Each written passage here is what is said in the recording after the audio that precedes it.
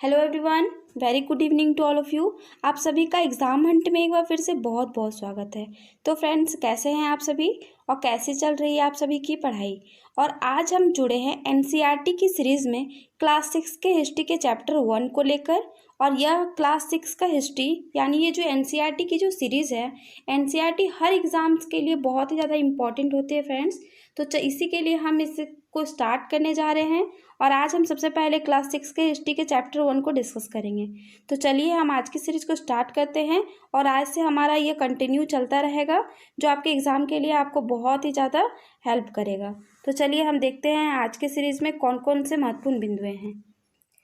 तो चलिए फ्रेंड्स, हम आज की सीरीज़ को स्टार्ट करते हैं। तो आज हम सबसे पहले देखेंगे कि प्राचीन काल में लोग कहाँ रहते थे। तो लाखों साल पहले लोग भोजन संग्राहक या आखेटक रूप में नर्मदा नदी के तट पर रहते थे और उत्तर पश्चिम के सुलेमान और केथर पहाड़ियों वाले क्षेत्र में लगभग 8000 वर्ष पूर्व स्त्री पुरुषों ने सबसे पहले गेहूँ तथा जौ जैसी फसलों को उपजाना प्रारंभ किया था। अगर आपसे पूछा जाए कि गेहूँ और जौ जैसी फसलें सबसे पहले कितने हजार वर्ष पूर्व स्त्री पुरुषों ने उपजाना प्रारंभ किया था, तो आपका जवाब होगा 8000 वर्ष पूर्व। और किस क्षेत्र में? तो उत्तर पश्चिम के सुलेमान और केथर पहाड़ियों वाले क्षेत्र में। उन्होंने सबसे पहले किन पशुओं को पालतू बनाना शुरू किया? तो भेड़, बकरी और गाय बैलों को। ठीक है। और ये लोग कहाँ रहते थे? ये लोग गांव में रहते थे। ओके, अब बढ़ते हैं नेक्स्ट पॉइंट की ओर। तो हमारा नेक्स्ट पॉइंट है कि उत्तर पूर्व में गारो और मध्य भारत में विंध्य पहाड़ियों वाले क्षेत्र में भी कृषि का विकास हुआ था। जहाँ सबसे पहले लोगों ने क्या उपजाया? तो फ्रेंड्स, वहाँ सबसे पहले लोगों ने चावल को उपजाया। और ये स्थान कहाँ है? तो ये स्थान विंध्य के उत्तर में स्थित है। अगर आपसे पूछा जाए कि विंध्य के किस क्षेत्र में सबसे पहले चावल को उपजाया गया था, तो आप बताएंगे कि उत्तर में। ठीक है। अब देखते हैं नेक्स्ट बिंदुओं को। तो सिंधु तथा इसकी सहायक नदियों के किनारे 4700 वर्ष पूर्व कुछ आरंभिक नगर फले फूले। वहीं गंगा और इसकी सहायक नदियों के किनारे समुद्र तटवर्ती इलाकों में लगभग 2500 वर्ष पूर्व नगरों का विकास हुआ था।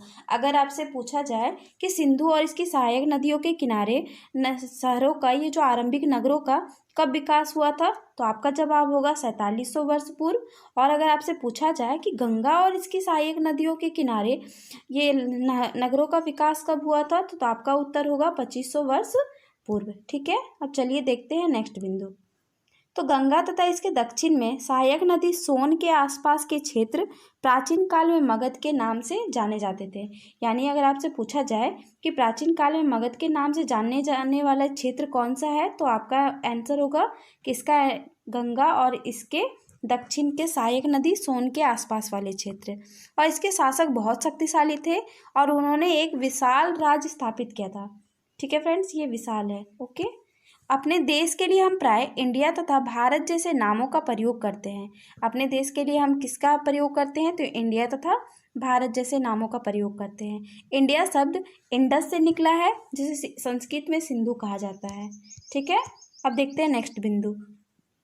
तो लगभग 2500 वर्ष पूर्व उत्तर पश्चिम की ओर से आने वाले ईरानियों और यूनानियों ने सिंधु को इंदोस तथा इंदोस को इस नदी के पूर्व में स्थित भूमि प्रदेश को इंडिया कहा। और भारत नाम का प्रयोग उत्तर पश्चिम में रहने वाले लोगों के एक समूह के लिए किया जाता था। और इस समूह का उल्लेख संस्कृत के आरंभिक यानी 2500 वर्ष पुराने जो कृति थी हमारे ऋग्वेद, उस कृति पे इसका उल्लेख मिलता है। और बाद में इसका प्रयोग देश के लिए भी किया जाने लगा। ठीक है फ्रेंड्स। और अब हम देखेंगे पांडुलिपि के बारे में, यानी अतीत की जो जानकारी के लिए जो स्रोत हैं, उन स्रोतों में हमारा सबसे पहला स्रोत है पांडुलिपि। तो चलिए अब इसके बारे में हम थोड़ी जानकारी लेते हैं। तो ये पुस्तकें हाथ से लिखी होती है, इसी की वजह से इन्हें क्या कहा जाता है? तो इन्हें पांडुलिपि कहा जाता है। और अंग्रेजी में पांडुलिपि के लिए प्रयुक्त होने वाला मैन्यूस्क्रिप्ट शब्द लैटिन शब्द मैन्यू, जिसका अर्थ हाथ है, उससे निकला है। यानी जो पांडुलिपि शब्द है ये किससे निकला है? तो मैन्यूस्क्रिप्ट। और मैन्यूस्क्रिप्ट जो लैटिन भाषा का शब्द है, इसमें मैन्यू का अर्थ क्या होता है? तो हाथ होता है। इसी के लिए पांडुलिपि को क्या कहा गया? तो हाथ से निकला हुआ गया, यानी हाथ से लिखा हुआ कहा गया। ये पांडुलिपियाँ प्राय ताड़पत्रों तथा हिमालय क्षेत्र में उगने वाले भुर्ज नामक पेड़ की छाल से विशेष तरीके से तैयार भोजपत्र पर लिखी हुई मिलती थी। ये जो पांडुलिपियाँ थी ये किस पे मिलती थी? तो ताड़पत्रों पे और हिमालय क्षेत्र में उगने वाले भुर्ज नामक पेड़ की छाल से विशेष रूप से तैयार भोजपत्र पर। ठीक है, अब देखते हैं नेक्स्ट स्रोत को। तो हमारा नेक्स्ट स्रोत है अतीत को जानने के बारे में, तो उसमें हम उसके बारे में देखेंगे अभिलेख। तो अभिलेख से क्या पता चलता है फ्रेंड्स? तो पत्थर और धातु जैसी अपेक्षाकृत कठोर सतहों पर उत्कीर्ण किए गए मिलते हैं। ये जो अभिलेख होते हैं ना, ये कहाँ मिलते हैं? तो पत्थर पे होते हैं या धातुओं पे होते हैं, और इन पे शासकों के आदेश, प्रशंसा, वंशावली एवं कार्यों का विवरण मिलता है।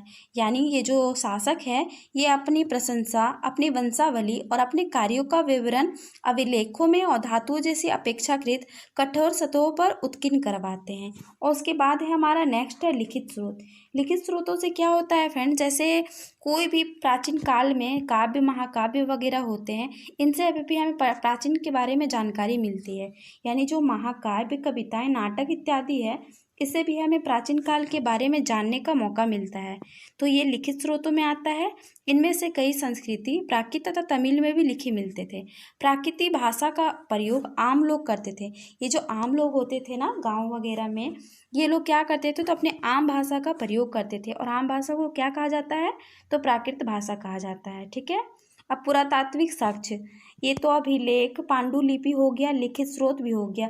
अब और भी बहुत सारे स्रोत हैं जिसमें से पुरातात्विक साक्ष्य बहुत ही ज़्यादा इम्पॉर्टेंट होते हैं, क्योंकि यहाँ से क्या मिलता है फ्रेंड्स?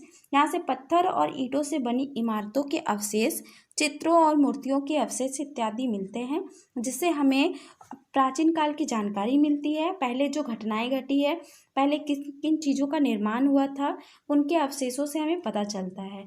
और इसमें औजार, बर्तन, हथियार, आभूषण, मेहराब आदि इत्यादि शामिल थे। इसके अलावा जानवरों, चिड़ियों तथा मछलियों की अस्थियां इत्यादि भी प्राप्त हुई है। इनसे भी हमें पता चलता है कि पहले के लोग थे वो क्या खाते थे, क्या पालते थे और कैसे अपना जीवन व्यतीत करते थे। पांडुलिपियों, अभिलेखों तथा पुरातत्व से ज्ञात जानकारियों के लिए इतिहासकार प्राय स्रोत शब्द का प्रयोग करते हैं। इतिहासकार किसे कहते हैं? तो जो अतीत का अध्ययन करते हैं उन्हें इतिहासकार कहते हैं। ठीक है, तो फ्रेंड्स आज की क्लास आपको कैसी लगी कमेंट करके बताना बिल्कुल भी ना भूलिएगा। और अगर आप नए लर्नर्स हैं तो हमारे चैनल को सब्सक्राइब करें, बेल आइकन को प्रेस करें। इससे आपको आगे आने वाली हर वीडियो की नोटिफिकेशन टाइम पर मिल जाएगी, जिससे आपको समय पे आप क्लास के साथ जुड़ सकते हैं और इम्पॉर्टेंट पॉइंट्स को आप क्लास करते करते नोट भी कर सकते हैं। अगर आप अभी तक हमारे सोशल मीडिया हैंडल से नहीं जुड़े हैं तो हमारे सोशल मीडिया हैंडल से जुड़ने के लिए आप हमारे टेलीग्राम, फेसबुक, इंस्टाग्राम पेज पे फॉलो कर सकते हैं। यहाँ से आपको नई नई ट्रिक्स, क्लास के इम्पॉर्टेंट जानकारियाँ और आपको यहाँ पे हैंड रिटन नोट्स प्रोवाइड कराए जाते हैं, जो आपके एग्ज़ाम के लिए बहुत ही ज़्यादा इम्पॉर्टेंट होते हैं। तो चलिए फ्रेंड्स, आपका हमारे साथ जुड़े रहने के लिए बहुत बहुत धन्यवाद। Thank you friends, thank you for